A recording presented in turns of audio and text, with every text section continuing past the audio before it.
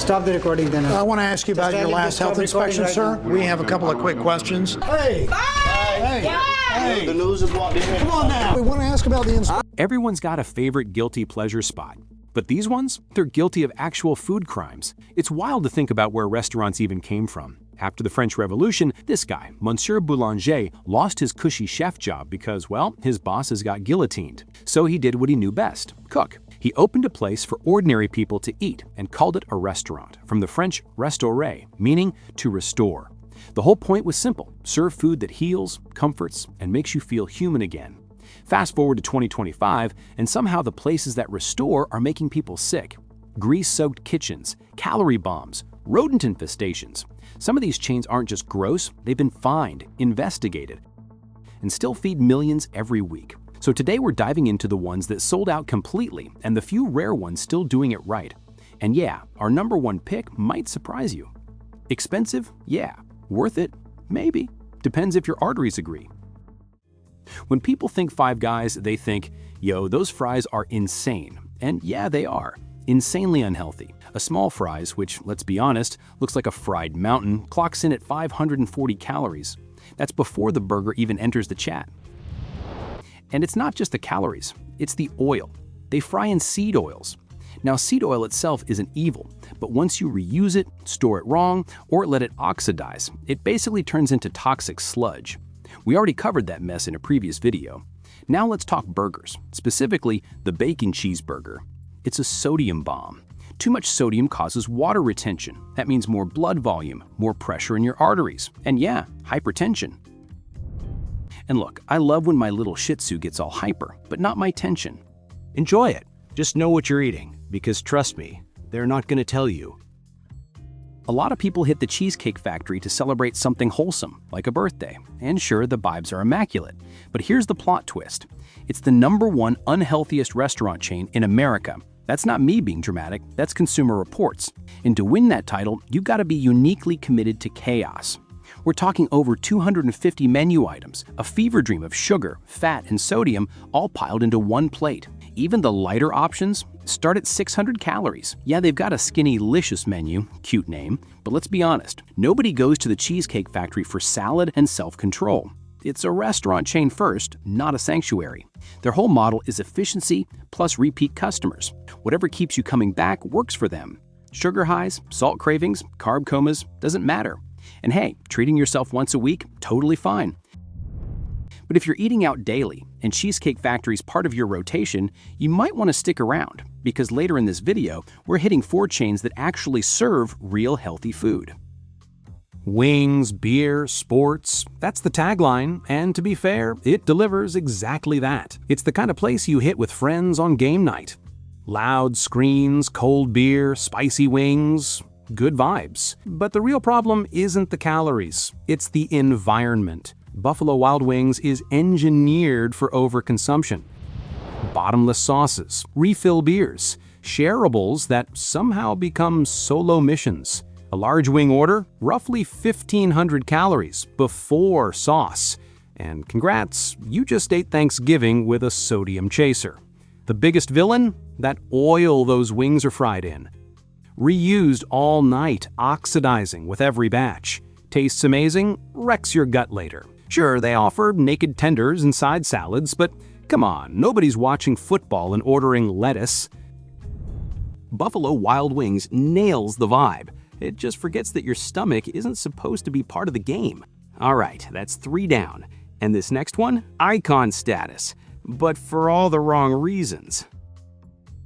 KFC is peak American capitalism exported worldwide. People outside America see KFC, they see America, the symbol of consumerism, fast meals, and those tasty secret herbs that make you salivate just thinking about them. And that's the point, very tasty food. Unfortunately, not very nutritious. Now, we're not saying good food can't be nutritious, but this isn't it, guys. We've got some for you later in the video, so stick around.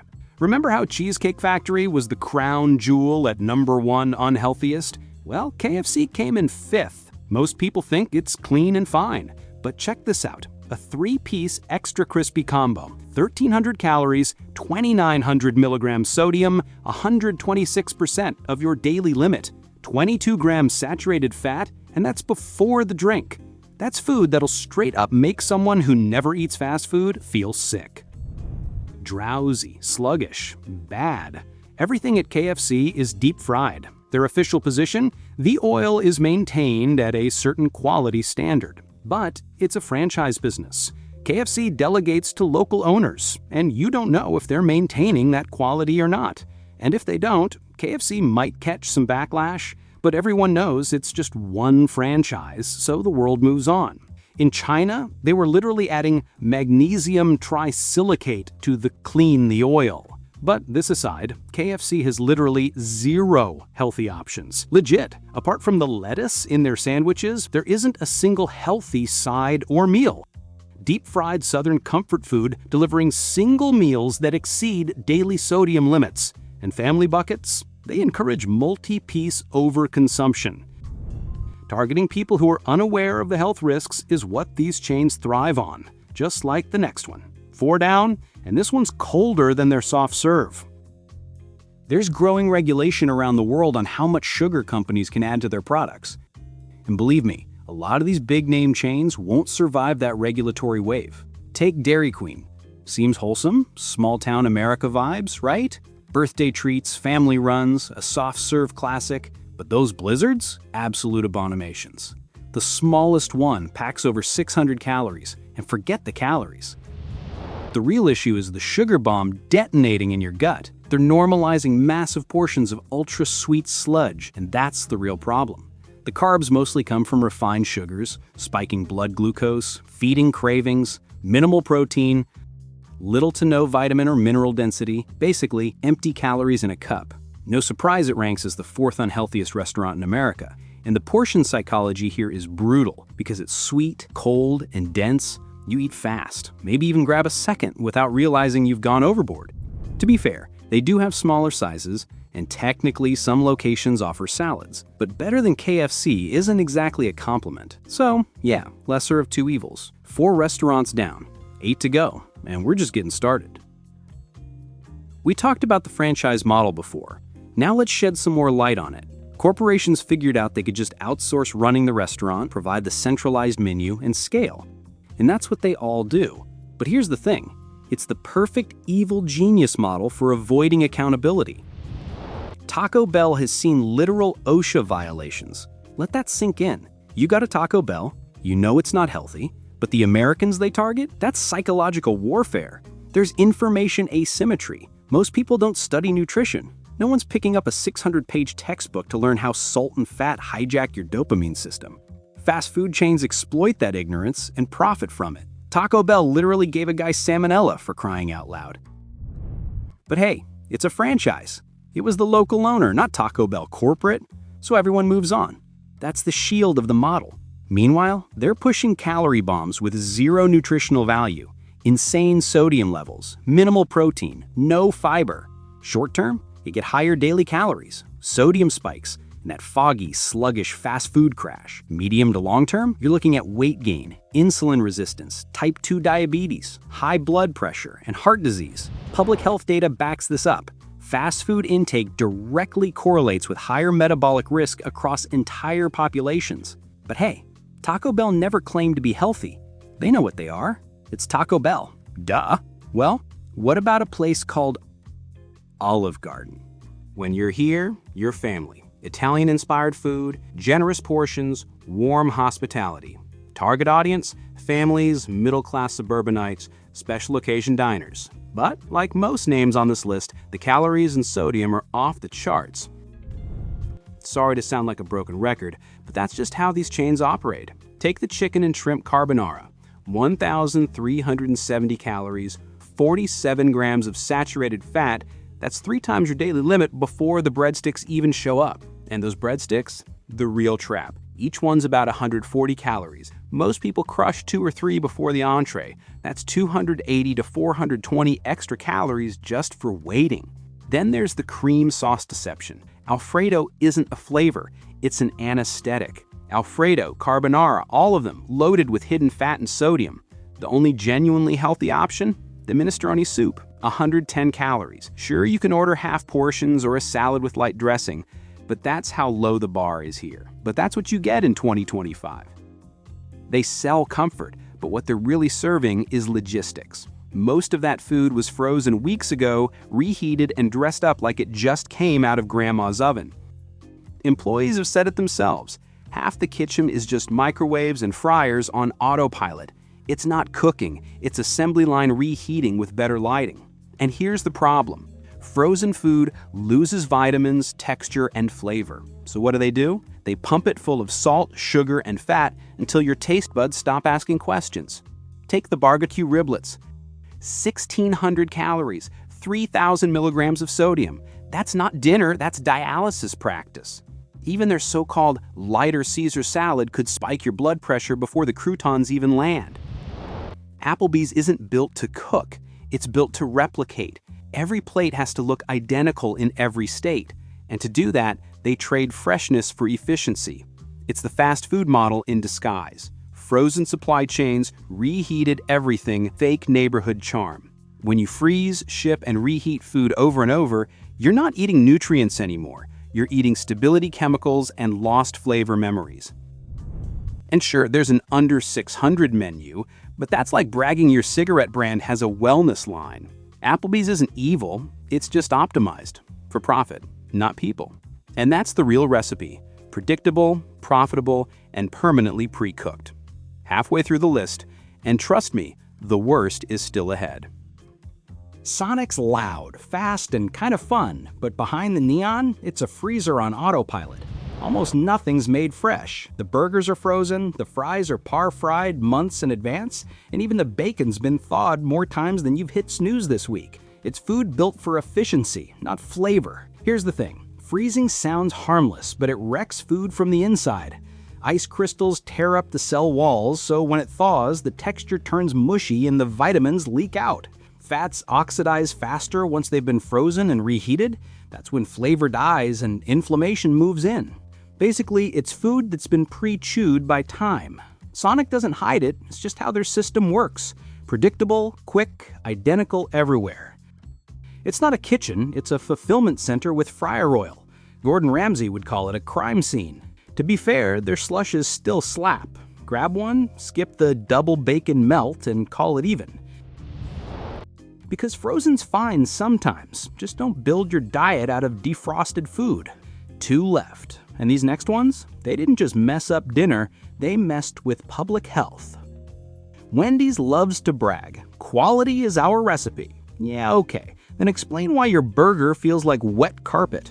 They're ranked the #1 most unhealthy fast food chain in America by World Atlas, even beating the Cheesecake Factory, which is basically butter in a tuxedo. That's saying something. Their triple baconator, 2,160 calories in one meal. That's your entire day, gone before dessert. And their Big Bacon Classic Triple, 1,200 calories with 4.5 grams of trans fat, the highest of any fast food burger.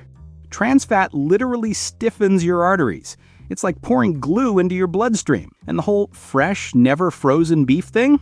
Yeah, technically true, but it still comes from factory farms loaded with antibiotics. Never frozen doesn't mean good. It just means shipped faster. I had Wendy's once. Swear to God, that burger tasted like damp deli meat from a gas station. Home-cooked beef? Juicy, fresh, textured. This, just sad and musty. So yeah, quality is our recipe. Sounds nice. But based on taste, texture, and actual health, that recipe's missing quality.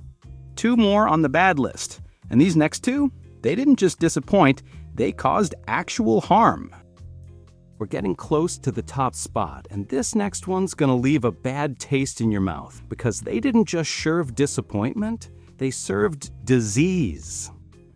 From 2015 to 2018, Chipotle turned food with integrity into a nationwide stomachache. Over 1,100 people got sick across multiple outbreaks: E. coli, salmonella, norovirus, you name it. The U.S. Department of Justice hit them with a $25 million fine, the largest food safety penalty in American history. Boston College, 141 students down from a manager who showed up while vomiting. Ohio, 647 people sick in one wave because food wasn't kept at safe temperatures. Workers said they were told to come in sick, skip hand washing, and just keep it moving. So yeah, food with integrity. Guess the slogan didn't cover the part about bacteria. They've since hired a food safety VP and tightened up protocols. But when your burrito bowl ends up as a CDC case study, fresh starts to sound a little ironic. You knew this one was coming. The golden arches, the original sin of fast food, the reason every other chain on this list even exists. McDonald's didn't invent the burger, they industrialized it. Before them, a burger was a handmade meal. After them, it became a product. Precision-timed, pre-measured, endlessly repeatable. They didn't just flip patties, they flipped human eating habits forever. In 1948, that first McDonald's hamburger cost 15 cents. Fresh beef, real bun, 230 calories. Today, it's double the calories with more sugar, sodium, and additives than ingredients you can pronounce. The bun alone has high fructose corn syrup. The meat's bulked up with natural flavors, aka lab-designed dopamine triggers. It's not food anymore, it's a formula, and the formula works. It trains your brain to chase the same salty sweet hit every time. Your dopamine spikes, your insulin follows, and your body starts rewiring itself to crave the next bite. Eat it enough and your taste buds forget what real food even tastes like. Your gut microbiome tanks, your blood sugar stays high long after you stop eating. You don't feel full, you feel trained. And that's their real genius. McDonald's didn't just make fast food, they made dependence. Every fast food chain after, Wendy's, KFC, Burger King, they're all descendants of the same machine. The original McDonald brothers wanted a clean, simple burger stand. Then Ray Kroc, the milkshake machine salesman turned marketing warlord, saw a gold mine. He franchised the soul right out of it, bought them out, erased their names, built a global empire on consistency, speed, and sugar-coated control. Now they're a trillion-dollar factory running on frozen fries and nostalgia. And the worst part? They taught the whole planet to call that normal. Hush, I know. This list hurt. A lot of your favorite spots just got cooked, but this isn't about guilt. It's about awareness. You don't have to quit. Just don't let it own you. McDonald's might not care about you, but you should care about you. And here's the good part. Not every restaurant runs on freezer grease and marketing lies. Okay, enough doom and grease. As promised, the few restaurants that actually give a damn. One of the biggest issues we had with the fast food chains was their calorie counts. Almost all of them blow past 600 calories, even for the smallest meals. That's not good, but Panera actually solves that. The Mediterranean Chicken Bowl, 480 calories, high in protein, real fiber, solid choice. The turkey chili clocks in at 240 calories with 17 grams of protein. And their You Pick 2 deal, genius marketing. It makes portion control feel like customization. But here's the thing, clean doesn't always mean healthy. Some of those salads still push over 1,000 milligrams of sodium. And those famous bread bowls, delicious, sure, but they'll sneak half your daily carbs in one bite. So no, Panera isn't pure farm-to-table honesty. It's corporate health theater. Still, compared to the grease parade we just crawled out of, it's an improvement. Panera's not perfect, but at least it's trying to feed you, not addict you. A rare W in the fast food multiverse. Kava isn't fast food pretending to be healthy. It's what happens when fast food grows up. Instead of fryers and freezers, you get grains, greens, and actual color on your plate, and the difference hits fast. Fiber and complex carbs keep you full, olive oil gives you real energy instead of that greasy crash, and everything's fresh, not frozen for months. Your body can actually use this food, not just survive it. And yeah, it costs more. A kava ball will run you about $12, but you're paying for ingredients that haven't been chemically embalmed. That's the trade-off. Better inputs, better outcomes. Kava's not perfect, but it's honest enough. Sweet Green isn't trying to hide what it is. It's the poster child for modern healthcore. Glass walls, open kitchens, locally sourced everything. It's the Whole Foods of salads. And yeah, it earns that image. Mostly. Every bowl sits somewhere between 400 and 600 calories, loaded with fiber, greens, lean protein, and fats your body actually knows what to do with. There are no freezers, no microwaves, no mystery flavor powders.